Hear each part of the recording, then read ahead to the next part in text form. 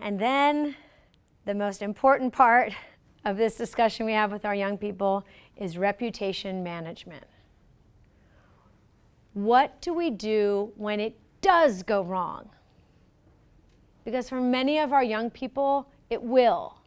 Something will happen. It's almost impossible to drive a car for 40 years and not get a ticket or into an accident. Something's going to happen. Let's teach them how to recover. Let's teach them how to figure out how to get help. And this is it. Reputation management. We want to mitigate the harm. We want them to know that they can come to us as adults and we will help them. We will help them navigate the waters and we will help them get out safely. We used to say in criminal law, give me your phone, your passwords, no internet access, and they were like, no!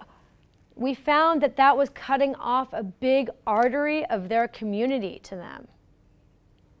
Now, I want to do that as a parent. I want to be like, give me the devices. But it doesn't work that well. What works in a much more effective way is to talk about ways to mitigate the harm. You know what? You need a break from Snapchat. Oversharing. This oversharing. We're going to talk about sexting in a minute. What is that underlying need? What are we dealing with? And then personalized solutions. This was just brought up to my attention, and just kind of keep this in the back of your mind. But we had cut off, we thought this was a good probation rehabilitation plan, all the internet to one of our students. And we found that that was a bad idea because they created a lot of art. And they're a student that had some special needs and some special challenges.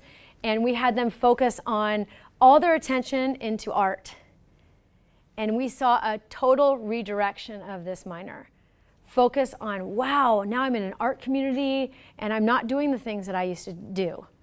I'm creating something. So we think about things like that. And then teaching ownership and agency. This is something that I sometimes need to teach some of my parents that I often work with. I've made a mistake. I've made a mistake. I've let someone down. Let's move on.